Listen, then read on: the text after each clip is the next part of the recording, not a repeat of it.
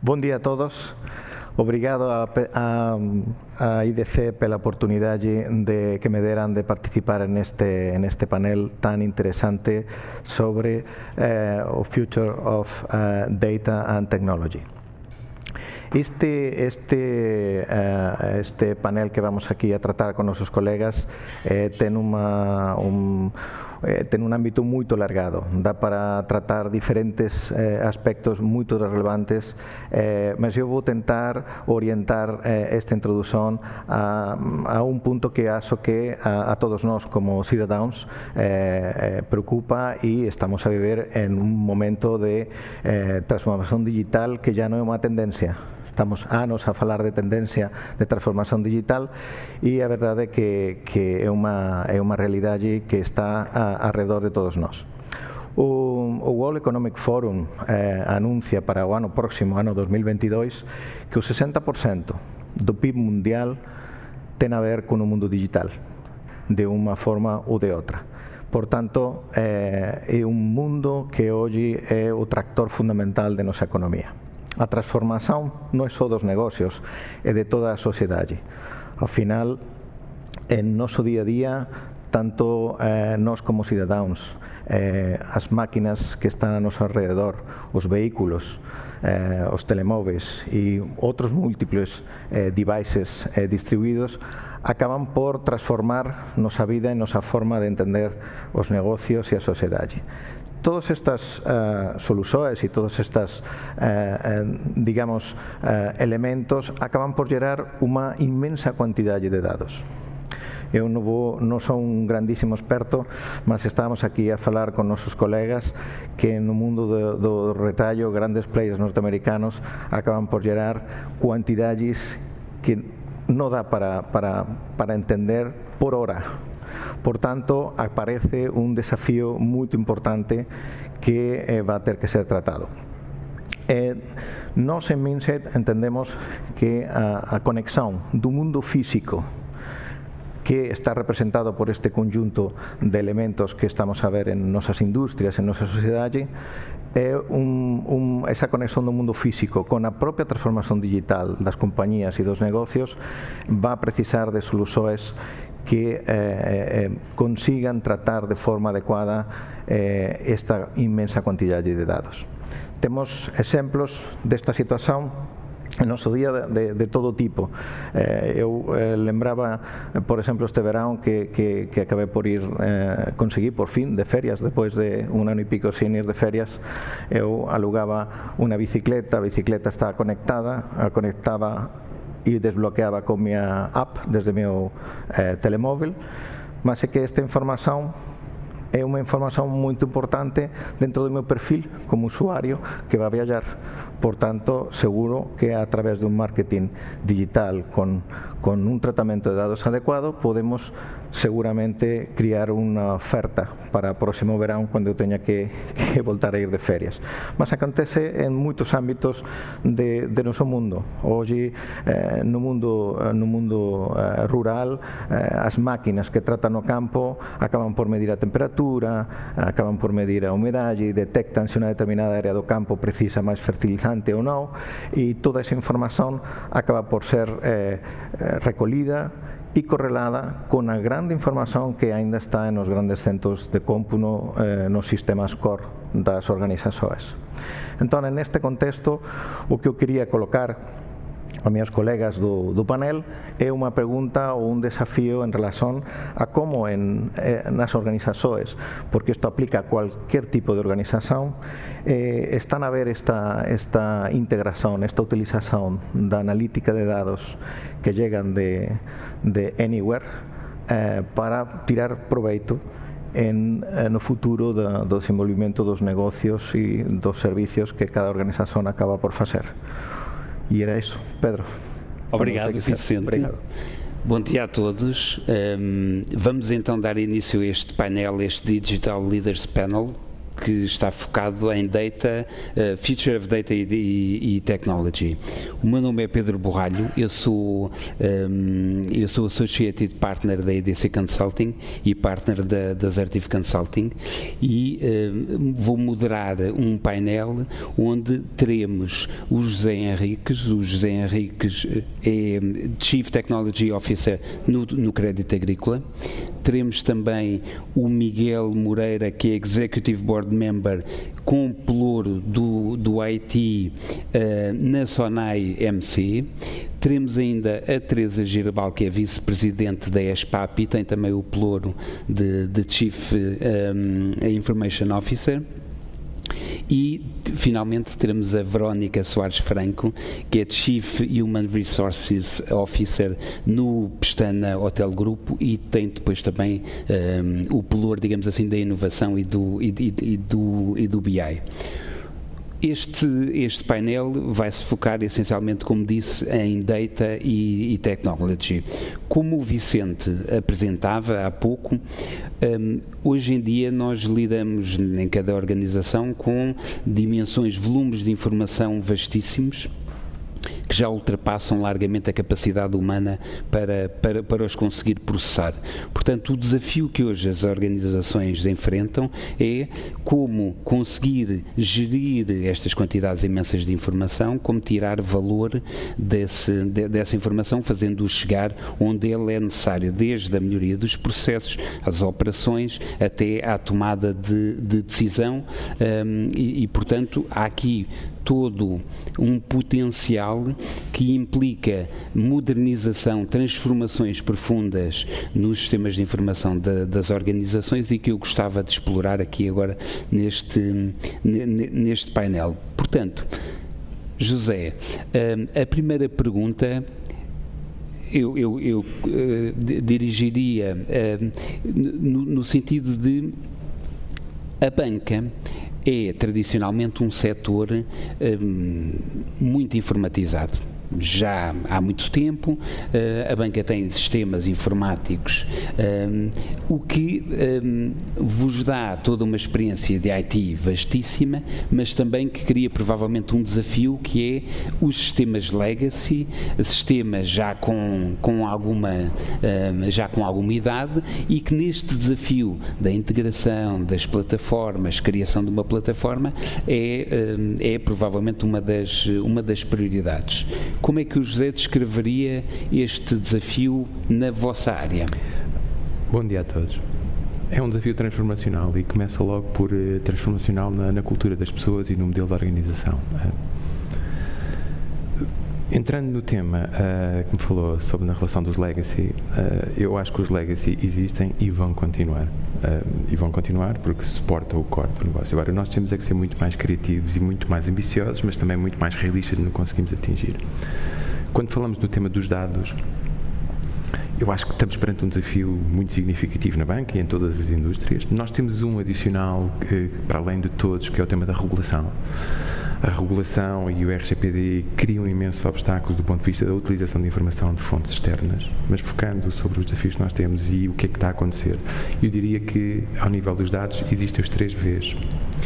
Hoje, o volume de dados que temos capacidade já hoje de tratar é incomensuravelmente maior. E, portanto, temos aqui um problema de volume, porque a informação existe, mas não a utilizamos.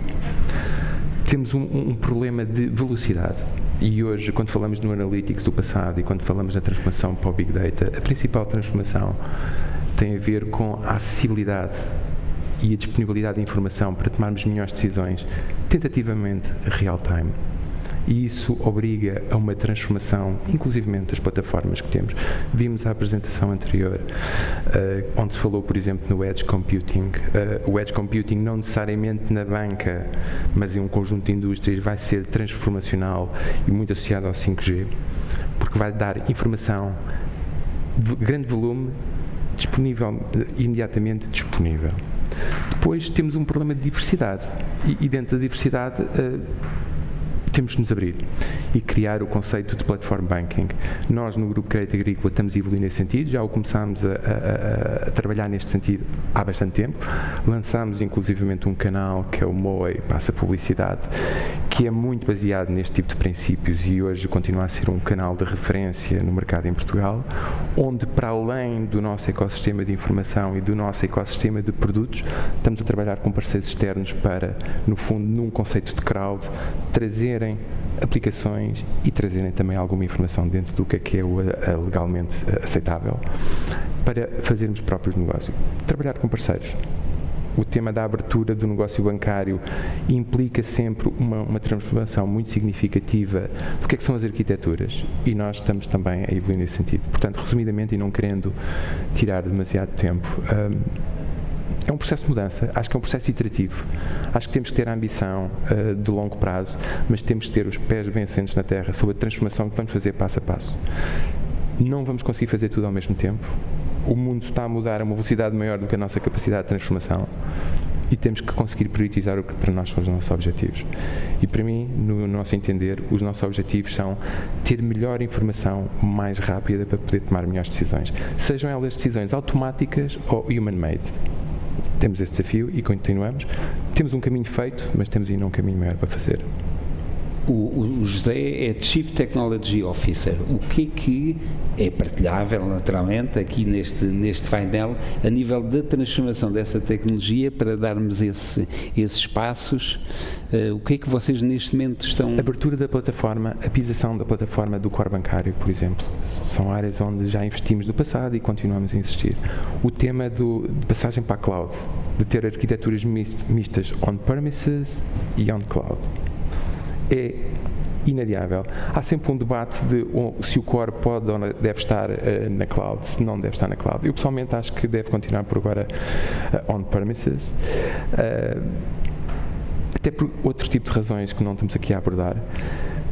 E estamos a seguir nesse caminho e temos um caminho até bastante avançado. Agora temos que fazer mais para conseguir integrar a informação, conseguir torná-la disponível no imediato.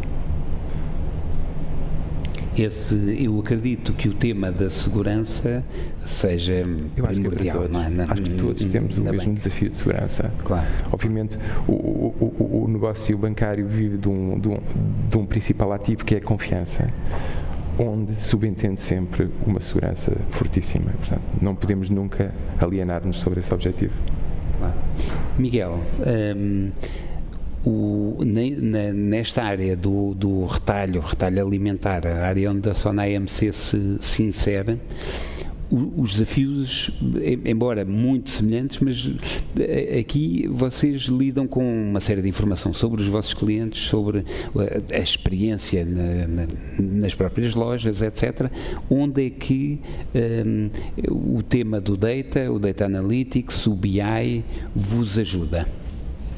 Bom, antes de mais, bom dia e obrigado pelo convite. Este tema é um tema bastante apreciado e protegido, obviamente, na Sonai AMC, porque nós utilizamos desde sempre a informação como base para todo o trabalho de melhoria da proposta de valor e de melhoria de tudo aquilo que fazemos pelos nossos clientes. E isto quer na simplificação da sua experiência de compra, quer até na abertura de novas possibilidades e novas opções de escolha para os nossos clientes. E, portanto, os dados são um ativo absolutamente incontornável e crítico dentro da Sonai AMC, a partir do qual desenvolvemos a nossa proposta de valor e é muito essa a base de todo o crescimento e toda a nossa progressão enquanto retalhista. Mas, por outro lado, há uma característica da empresa que vem já da cultura, que já vem, obviamente, do próprio grupo, que é um gosto particular pela tomada de decisão bastante suportada em informação credível, factual e que nos permite a cada momento reduzir incerteza e tomar as melhores opções em cada um dos contextos. E, portanto, reconhecendo, obviamente, todo o desafio que coloca esta explosão de dados e toda a imensidão de dados que o mundo nos está a trazer, o que nós estamos a tentar fazer é ser criteriosos na informação que precisamos, na utilidade e, portanto, ter as equipas bastante alinhadas sobre o tipo de conhecimento e tipo de aprendizagem que se pode tirar de cada um desses universos de dados e a partir daí, de facto, levar essa aprendizagem, esse conhecimento até junto dos clientes, que é obviamente o nosso principal propósito. Mas vejo pelas duas dimensões, porque a empresa sempre esteve habituada a trabalhar com base em informação e porque isso se traduz depois em melhorias diretas na experiência dos nossos clientes. Acho que é um território onde gostamos particularmente de estar e de aprender. Projetos interessantes onde vocês estejam a este nível, a explorar esta informação, projetos, por exemplo, de sensorização, etc. Na Sonai MC, e já muito por tradição, nós enquanto operador o que queremos é também ser reconhecidos pelo tema da inovação e sermos um operador de retalho de referência. Nós não conseguiremos provavelmente ser o maior retalhista do mundo, mas queremos ser claramente um dos melhores retalhistas do mundo e tentamos sempre trazer todas as potencialidades que esta transformação toda que estamos a assistir, todas as vantagens que podemos extrair daí para os nossos clientes, estamos a tentar capitalizar a todo momento. E fazemos isso através de todo o nosso front-end de relação com os clientes. Nós não queremos, obviamente, substituir a experiência humana, a nossa interação com as nossas pessoas, porque vemos isso como um valor fundamental, mas vemos a tecnologia como um facilitador, como peças que podem tirar pontos de stress, tirar momentos complicados do processo e da jornada do nosso cliente e, portanto, fazemos-lo no sentido da simplificação, no sentido de abrir outras possibilidades e fazemos com as aplicações que temos do cartão, as aplicações que temos de comércio eletrónico e de todas as outras funcionalidades das diferentes marcas que acabamos por disponibilizar aos nossos clientes. Portanto, desse ponto de vista, temos aplicações muito práticas que as pessoas utilizam no dia-a-dia e é obviamente do que mais nos motiva é saber que estamos a produzir coisas que impactam a vida de muitas pessoas, de muitos portugueses e que lhes melhoram o seu dia-a-dia. É verdade que depois nos atrevemos de vez em quando em coisas um bocadinho mais arrojadas, como o caso do Continent Labs, onde tentamos de facto trazer tudo o que a tecnologia hoje já permite, trazer até junto dos nossos clientes em Portugal, também lhes dar essa experiência, mas fazê-lo até muito do ponto de vista da aprendizagem, de perceber o que é que a tecnologia nos pode trazer, que tipo de outros benefícios podemos tirar e fazemos de forma quase que corajosa e arrojada, mas nesse sentido de ter as últimas versões do melhor que se faz em tecnologia, trazer diretamente ao mercado português e aos consumidores portugueses. Portanto, o Continent Labs foi a primeira loja na Europa com aquelas características em que podemos entrar, fazer uma compra e sair sem outra iteração que não seja o nosso próprio comportamento dentro do espaço da loja e, portanto, é o que eu digo, é uma aprendizagem que estamos a fazer à volta daquele conceito, mas o cliente português acho que jamais sentirá que há outros sítios onde já se faz, onde existe. Não, temos em Portugal, feito por portugueses, uma parceria neste caso entre a Sonai MC e uma empresa portuguesa, a Sensei, portanto estamos claramente a tentar estar no que melhor se faz em retalho no mundo. Muito bem. Teresa, uma experiência completamente diferente, não é? Portanto, a ESPAP é uma unidade de serviços partilhados para o Estado. O Estado, obviamente, também com sistemas de informação já alguns deles bastante antigos, mas sempre com uma tradição de sistemas de informação, mas nem sempre de inovação. Como é que é olhar para este domínio agora do Business Intelligence e em que é que ele vos cria valor? Muito obrigada, bom dia a todos, obrigada à EDC também pelo convite e pela oportunidade de estar aqui e partilhar e pertencer a este painel tão diversificado e por isso mesmo tão interessante. Na realidade, realmente eu pertenço à ESPAP, à Entidade de Serviços Partilhados para a Administração Pública e talvez por isso também ter uma visão mais alargada da administração pública. É verdade que os dados e a informação é absolutamente crítico e na administração pública é realmente muito crítico. Uma das coisas que são importantes é que hoje em dia já não é aceitável esperarmos N tempo por uma resposta do próprio Estado. Vimos isso na pandemia, portanto tem que ser rápida e para isso a informação tem que estar disponível. Mas na administração pública, como disse, e muito bem, temos outros desafios. Temos os desafios de sistemas legacy, também que existem também na banca, mas apesar de na administração pública também podemos e devemos e somos inovadores, a verdade é que temos aqui muita informação espalhada por muito sítio que é imprescindível para hoje poder tomar decisões e até fazer previsões e preparar-nos para o futuro. Aí os sistemas de BI são absolutamente fundamentais. Nós temos informação, muita informação no Estado, hoje, já recolhida. Acontece muitas das vezes, está um bocadinho espalhada. Pronto, estamos a diminuir cada vez mais, é um facto, mas não chega só isso, ela está espalhada, como também nós podemos fazer as correlações necessárias para tomar essas mesmas decisões. E, por outro lado, temos a questão da tecnologia, certo? A questão dos nossos sistemas, que muitos deles são sistemas legacy.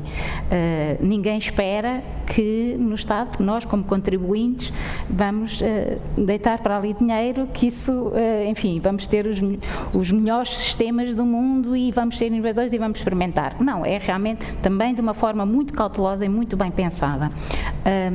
O facto do PRR ter uma forte componente da transformação digital vai ajudar a comatar muitos destes temas e isso é fundamental, porque nós fazermos, por exemplo, sistemas de business intelligence em sistemas legacy tem aqui muitos desafios.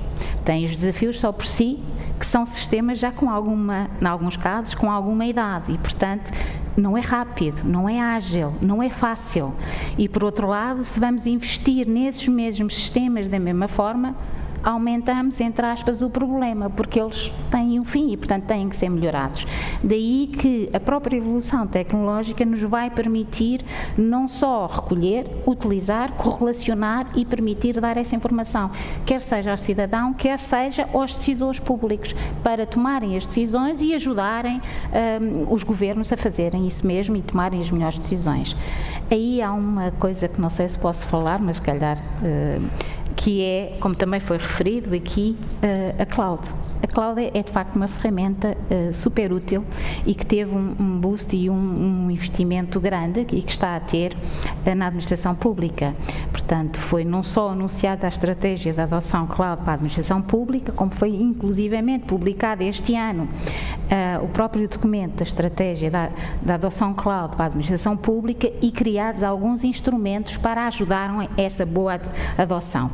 Por tal e qual como nas empresas, no Estado também existe, que é garantir como é que nós vamos adotar a cloud, e daí a criação de um instrumento, de uma framework de adoção, uma ferramenta metodológica para ajudar as entidades a decidir o que é que deve ir, o que é que não deve ir, que tipo de cloud, onde está, portanto, onde permite ou não, questões de segurança também perfeitamente embutidas aí nessa framework de adoção e depois outros instrumentos que ajudam as entidades da administração pública a fazer essa contratualização, como, por exemplo, modelos de peças concursais, portanto, para ajudar, porque não é algo também ainda de enorme e divulgado conhecimento, não é fácil e, portanto, ajudar as entidades a fazer essa mesma aquisição, assim como acordos quadro, que também estará disponível no próximo ano, e outras alterações que vamos ter que ter de algumas normas, sejam elas contabilísticas, sejam elas legislativas, porque o Estado também se gera muito à base da legislação, certo? Portanto, daquilo que está na base. E vamos ter que fazer aqui algumas alterações.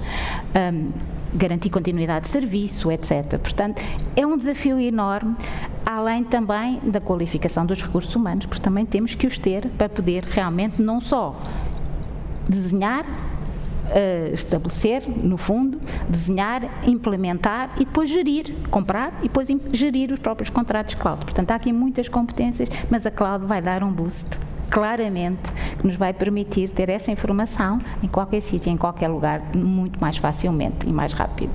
Eu acrescentaria, inclusive, que esta facilidade estes instrumentos que vocês estão a criar para permitir que na administração pública se consiga mais facilmente contratar cloud, que é, eu conheço razoavelmente a contratação pública, é um problema, não é? Atualmente com a legislação que temos, que tem toda a razão, que sejam aceleradores e enablers para a adoção dentro da administração pública, naturalmente. Claro. Sem dúvida, mas resta também, é importante dizer que a administração pública tem vindo a adquirir cloud, não é de agora, portanto tem vindo, e mais de 30% já da administração pública central adquire cloud. Nos municípios ainda é maior, por necessidade, portanto necessidade de facto de ter essas soluções disponíveis, mas temos é que garantir que essa adoção de cloud é feita da melhor maneira, é feita de uma forma segura também. Ninguém quer, nem nas empresas, nem nós próprios como contribuintes e cidadãos do Estado português, queremos que seja, no fundo, posto em causa ou posto em risco a informação que lá está, a nossa informação como cidadão. E, portanto, tudo isso é feita de facto, e esta adoção de cloud tem exatamente esse princípio, ser feita uma adoção de cloud cuidada, conhecedora, informação necessária e suficiente para se tomar essa decisão da melhor maneira possível sobre os vários tempos. E a contratação pública que está, e ainda bem que está, porque nos protege a nós todos, mas tem ali alguns desafios, e daí que também vamos e estamos a resolver, e rapidamente estarão disponíveis os tais instrumentos que eu referi. Aqui alguns, existem mais, mas aqui há alguns que vão permitir também essa adoção de cloud. E posso dizer que é para a administração pública, mas pode ser usado como guidelines também em muitas das coisas para as próprias empresas privadas. A framework de adoção, a tal ferramenta metodológica, poderá ser utilizada também para empresas privadas. Portanto, é realmente um bom guia para o fazermos, continuarmos a crescer. Eu não tenho dúvida nenhuma que a adoção de cloud, se já existia antes, mais de 30%, irá crescer muito mais, e aliás até pela própria pandemia isso tal criou, mas que o façamos bem. Muito bem. Se nós hoje quisermos encontrar essas frameworks, elas já estão imediatamente disponíveis ou é preciso falar com a ESPAP? Não, com a ESPAP liderou de facto, mas é uma iniciativa do CITIC, para as tecnologias de informação e comunicação, e está disponível no TIC.gov, portanto está disponível lá não só o próprio documento da estratégia, e irá ser disponibilizado brevemente estes instrumentos que eu referi, mas também já foram referidos, nomeadamente na estratégia para a transformação digital, e agora de novo na recentemente definida na estratégia para a administração, estratégia TIC para a administração central, transformação digital. Muito bem. Obrigada. Verónica, a indústria hoteleira tradicionalmente teve sempre um foco enorme na experiência do cliente. Eu acho que não serei injusto para nenhuma das pessoas que aqui está dizendo que vocês de longe terão sido os mais afetados depois agora com a pandemia. O que vos obrigou com certeza a transformarem-se, a mutarem e inclusive mudarem modelos de negócio. Imagino que aqui também o Data Analytics tenha sido, se não um bom instrumento, pelo menos um caminho descoberto para aumentarem o valor, ou pelo menos neste caso reduzirem perda, não é? Sim, sem dúvida. Quer dizer, primeiro é verdade, o setor hoteleiro de facto foi muito afetado pela pandemia e enfim, nós vivemos a pior crise de sempre na história da empresa. Mas também, ao mesmo tempo, foi uma oportunidade, e neste âmbito de data, de parar e repensar um bocadinho aquilo que era a arquitetura de dados, sem ter a pressão da operação a solicitar análises constantemente. E se vínhamos já a fazer grandes investimentos em termos de novas tecnologias, sistemas de dados, data lakes, modelos analíticos, modelos relacionais, portanto vínhamos a evoluir já nesse caminho para poder integrar fontes de dados não só internas de vários sistemas, como fontes de dados também externas. No fundo, acho que a pandemia nos ajudou a investir ainda mais, portanto não paramos investimentos considerados estruturantes para a empresa. O modelo de negócio, como dizia, na hotelaria mudou muito ao longo dos últimos anos, e se em 2015 os canais digitais representavam cerca de 25% das nossas receitas, hoje representam muito mais de 50%. E, em alguns casos, em algumas unidades, mais de 80% ou mesmo de 90%. E, portanto, há aqui, obviamente, também uma necessidade de conhecer melhor como a experiência do cliente através destes canais e conhecer melhor o cliente, porque ele vem, no fundo, ter connosco de forma direta muito mais do que vinha antigamente, quando vinha através de... Ainda vem, mas é mais pequeno o negócio hoje em dia através de tour operadores. E, portanto, há aqui uma necessidade, obviamente, de conhecer e de estar muito mais próximo do cliente, que se calhar havia há uns anos atrás, mas não há muitos anos atrás. E esta... Parecem muitos, mas não são tantos. Não são tantos. A pandemia também levou a uma alteração, que talvez seja transitória, mas está para vir, uma alteração do perfil do cliente. Portanto, com estas restrições todas a nível de mobilidade das pessoas, o cliente acabou em Portugal por ser muito mais um cliente de mercado interno. Portanto, até aí também mudou muito rapidamente o perfil do cliente, não é? Se em ano de pré-pandemia representava 25% do mercado português, se calhar numa fase de pós-pandemia representa 60%, 70%, e portanto isso também gera muita alteração de informação que é preciso tratar e conhecer para lhe prestar o melhor serviço nas nossas unidades, nos nossos hotéis. Portanto, há aqui de facto uma alteração, por um lado, do negócio e uma alteração talvez transitória, mas que irá evoluir para algo que pode não ser o passado, mas será mais próximo do passado, com a abertura dos mercados e outra vez os mercados internacionais a regressarem, esperamos nós, em força, mas que é preciso gerir com muitos dados, quer internos da empresa, quer externos. Dados externos, isso é um tema interessante, porque habitualmente nós pensamos no BI, vai integrar os nossos sistemas operacionais, queremos um data lake, estruturamos a informação, mas normalmente a informação interna. Que dados externos é que estamos a falar? Nós trabalhamos com muitos dados externos, desde logo dados, por exemplo, da aviação. Não é? Eu ter capacidade de, cada vez mais relevante, dada esta incerteza, capacidade de olhar para o futuro e perceber quais são os mercados emissores que vão ser, no fundo, mais destacados nos próximos 6 meses. Se antes tínhamos uma situação muito estável, hoje há mercados que começam a vir para Portugal que não tinham muita relevância no passado e que hoje podem ter mais relevância, dada a ausência, nomeadamente, do mercado americano e do mercado brasileiro nos últimos meses. Temos dados, obviamente, de concorrência, portanto, há muita informação disponível em muitas plataformas sobre tipos de quartos, os preços dos quartos. E, portanto, é preciso olharmos para eles e sabermos em cada região como é que nós podemos ser cada vez mais competitivos, e nós estamos, enfim, temos hotéis em 14 países, portanto é muita informação que é preciso trabalhar a esse nível também, e até dados de nutriologia é algo que estamos a trabalhar, porque de facto isso tem muito impacto na ocupação que pode vir a surgir a curto prazo, num resort, por exemplo, do Algarve ou mesmo do Porto Santo. E, portanto, vale a pena olhar não só para a evolução das nossas receitas, do nosso cliente, das nacionalidades que ele tem, do seu perfil, mas também combinar com estes dados de forma a termos aqui, dentro desta incerteza toda, uma noção de como pode evoluir um mercado. E vocês conseguem fazer chegar rapidamente essa informação onde ela é necessária? Eu acho que um dos objetivos da área de BI é estruturar, validar e garantir que os dados são credíveis dentro da organização e dar toda a confiança que esses dados existem.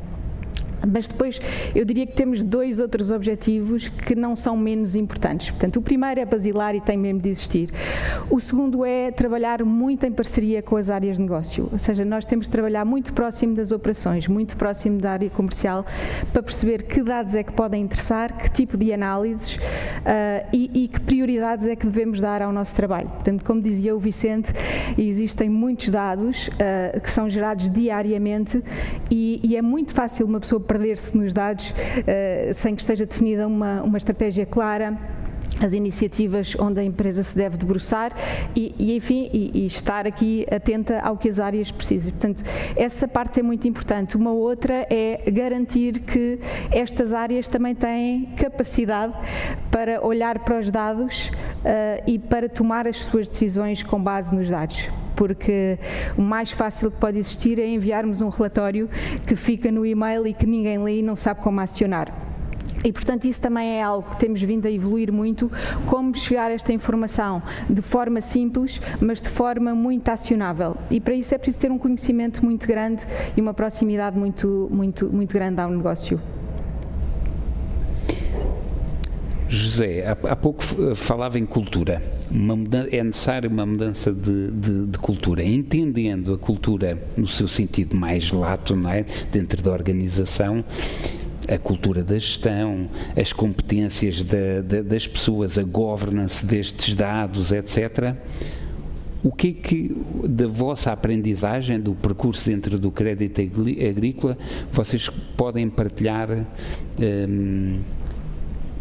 sobre este tema? Sobre a cultura. E sobre a cultura há aqui um desafio que não abordámos, que é o talento. E a transformação que o talento tem que ter. Se há áreas onde vamos ter uma evolução muito significativa, é nas competências relativamente à área dos dados. Estão relacionadas com Big Data, com inteligência artificial, com Deep Learning. É inclusivamente uma transformação geracional, creio eu.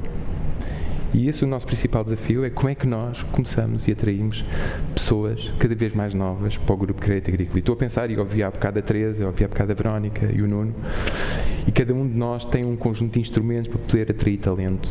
E gostava de, inclusivamente, conhecer quais são os instrumentos, por exemplo, que a administração pública tem para atrair talento nestas áreas que são de transformação geracional, tem elevada concorrência, porque todos nós temos o mesmo problema de falta de recursos. E uma das coisas que nós estamos a fazer é a aproximação à universidade e trazer a universidade para dentro de casa. É uma iniciativa que estamos agora a iniciar e que achamos que é crítica para o desenvolvimento da nossa capacidade interna.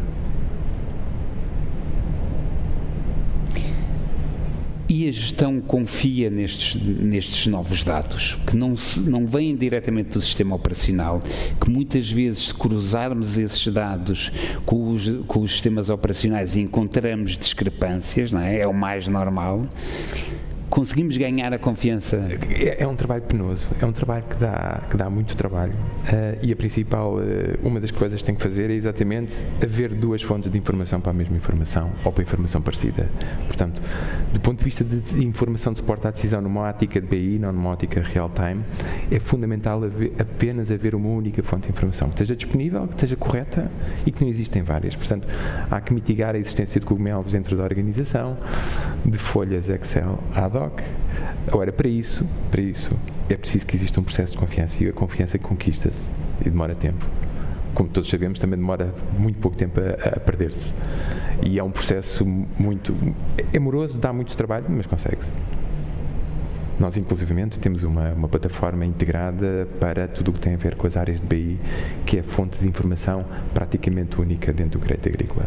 Depois, inclusivamente, como falava há bocado, temos também fontes externas. Dou um exemplo claro da utilização de fontes externas, que é, por exemplo, prevenção e branqueamento de capitais. Como sabem, é necessário correlacionar a informação externa. Fraude, por exemplo, também. Claro. Miguel, ao nível desta criação das competências que o José falava, o que é que na vossa área, uma área com uma grande dinâmica, eu acredito que a Teresa vai-nos descrever dificuldades completamente diferentes de conseguir recrutar pessoas, talento, etc., não é? Ao vosso nível, como é que isso se passa? Manter o talento, por exemplo, reparem, estamos genericamente também a falar do sourcing, não é? O talento não precisa de vir por via interna, eu posso ir buscá-lo fora, contratar startups, os acordos que eu creio que era o José que falava com universidades, por exemplo, não é? Portanto, como é que tem sido o vosso caminho? Sim, o tema do talento e o tema da quantidade de recursos é um tema muito crítico para todos nós atualmente.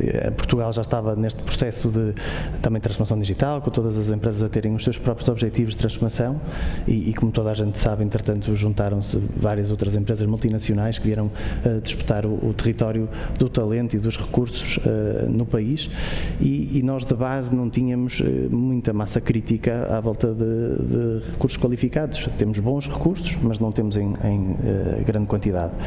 E, portanto, estamos neste momento, de facto, numa situação bastante delicada em termos de competição por recursos, quer na captura, quer depois na retenção. E é um dos principais temas que devíamos coletivamente tentar abordar e tentar fazer reskilling de pessoas, tentar escalar a capacidade das próprias universidades produzirem mais pessoas qualificadas, porque é uma necessidade que já existe e que obviamente veio para ficar, porque toda esta transformação vai se manter e vai, mesmo em cruzeiro, necessitar de uma quantidade significativa de recursos.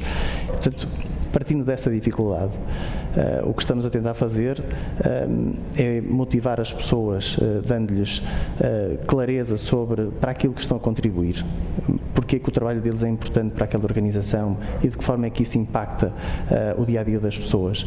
E se para alguns isso não era claro a certa altura, os tempos da pandemia deixaram isso muito claro numa série de marcas como o Continente, onde de facto a missão da empresa e da marca perante uma situação de dificuldade do país foi muito claro para toda a gente que trabalha na organização e em particular para os recursos de tecnologia, o quanto o contributo deles era relevante para que as pessoas pudessem continuar as suas vidas dentro da possível normalidade.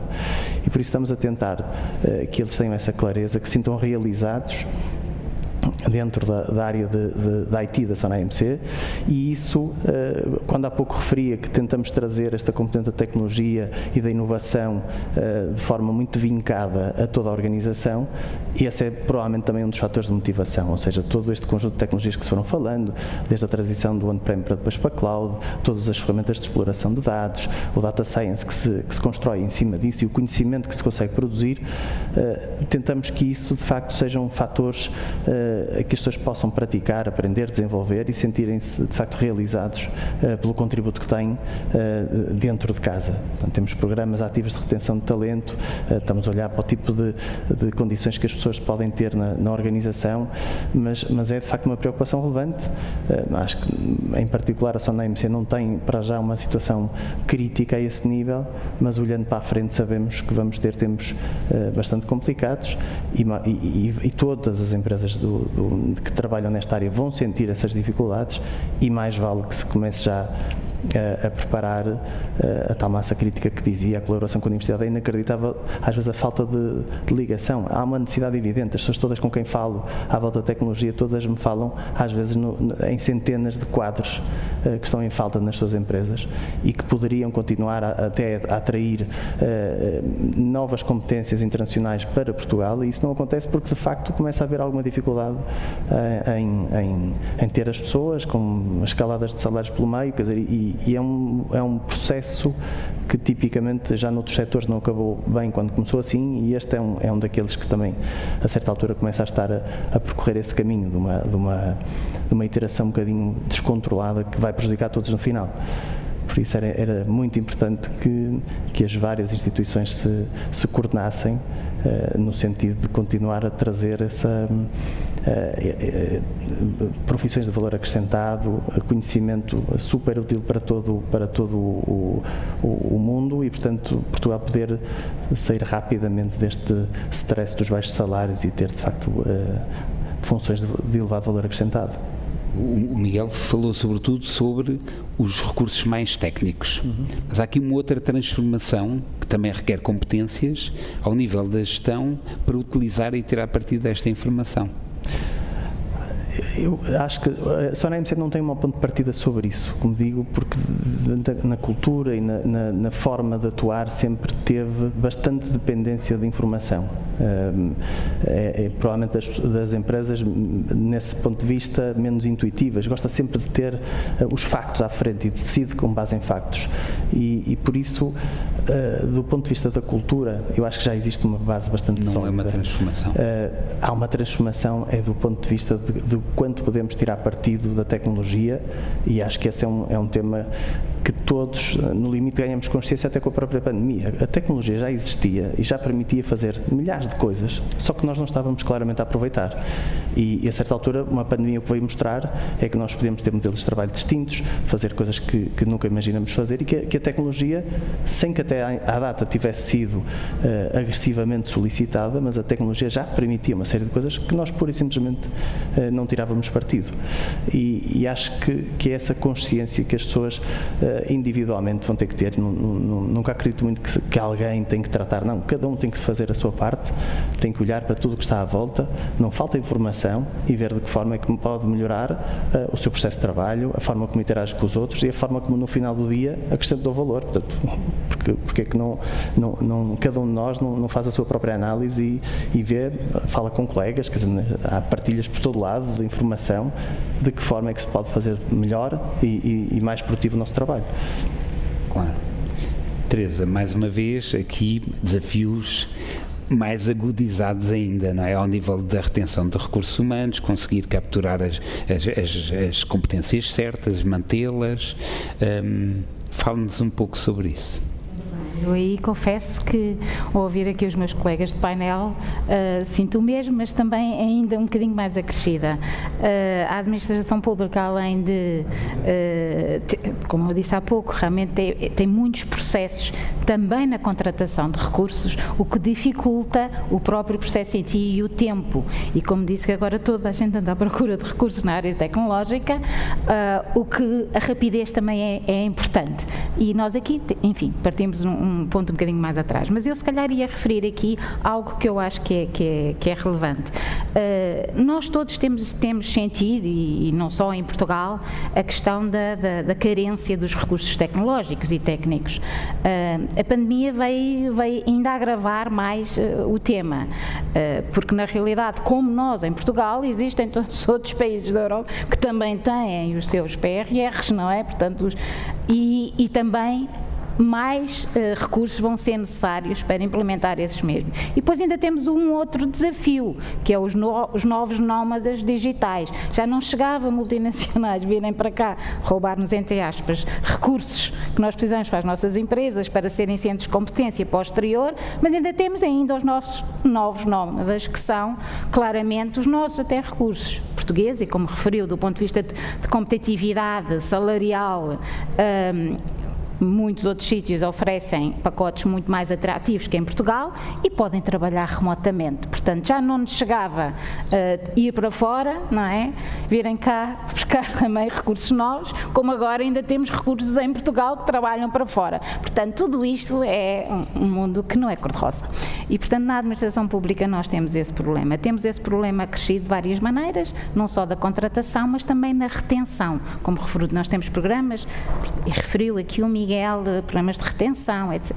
Há aqui, a administração pública aí também tem que se inovar, tem que se reinventar. E uma delas, eu não posso deixar de referir, e que foi aqui uma experiência também devido à pandemia, que foi a questão do teletrabalho na administração pública, que era um bocadinho tabu, não existia. Existia, mas mais residual. Não posso dizer que não existia, porque existia. A própria lei de teletrabalho já tem alguns anos e, portanto, existia. Mas também deu para ver que também se pode ser efetivo, também se pode ser produtivo e produzir bem também em teletrabalho. Não em tudo, porque em tudo eu acho que em lado nenhum, mas na realidade também se pode. E isto é algo que é também importante para tentarmos reter alguns dos recursos. para captar. Nós, no fundo, vamos estar no mercado como estes meus colegas e todos os outros à procura dos recursos tecnológicos. No fundo, a empresa onde eu estou, a entidade onde eu estou, serviços partilhados, tem muito cariz técnico e tecnológico. E aí posso dizer que isso surgiu também uma iniciativa, o Upskill, que não faz mais do que realmente requalificar e qualificar recursos tecnológicos. Uma iniciativa da APDC, do IFP e também do ensino superior. Falávamos muito que é preciso trazer também o ensino superior. E no fundo são programas, foi a primeira edição que surgiu e terminou, neste caso como algumas empresas do privado, em que têm realmente uma formação no ensino superior, de 6 meses, e depois um estágio nas empresas e depois uma grande probabilidade de ficarem nos quadros onde estão a fazer esse estágio. E na administração pública posso dizer, e com muito orgulho, que na ESPAP nós somos o único e o primeiro a entrar nesse programa. Foi um desafio também para nós, para já entrarmos, mas conseguimos, foi muito bom, e no fundo é uma oportunidade de nós também captarmos esses mesmos recursos e fazermos crescê-los de pequeninos. Não quer dizer que as pessoas têm que ser muito novas, pode ser redeployment, portanto, mas é uma forma também de captar. Eu só queria dar aqui mais uma nota que eu acho que é importante, que não são só tecnológicos que nós estamos à procura, são também de outras pessoas, e cada vez mais as ferramentas que estamos aqui a falar, como ferramentas de BI, Analytics, etc., também temos que formar as outras pessoas que não são os tecnológicos, são os dos negócios, certo? A utilizarem as ferramentas. Não é um privilégio, nem é um exclusivo do IT, porque cada vez mais não é. E, portanto, há aqui toda uma mudança de cultura e necessidades que nós temos hoje de recursos e de talentos que é muito mais abrangente do que só os tecnológicos. E aí também, creio que há aí também um desafio grande para os captarmos, para os formarmos e para os captarmos. Mas pronto, estamos cá para isso. Claro. Verónica, imagino que operar um hotel em teletrabalho seja difícil, mas ainda assim toda esta preparação das competências, quer seja para tirar partido do BI, quer seja para reagir a estas mudanças deste último ano e meio, e que vão continuar, porque agora o regresso ao novo normal vai implicar novamente alterações dos perfis dos vossos clientes, etc. Não é? Portanto, esta capacidade de reagir implica também formação, preparação das vossas pessoas. Sem dúvida. Não, quer dizer, a atração e a retenção, nós temos os mesmos desafios aqui que todos os que estão no painel.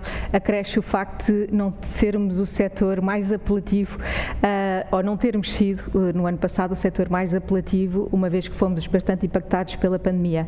Mas ainda assim, houve muita gente que acreditou e conseguimos, ainda no meio da pandemia, recrutar muitos destes recursos que estão agora a ser formados e que ficarão connosco, obviamente.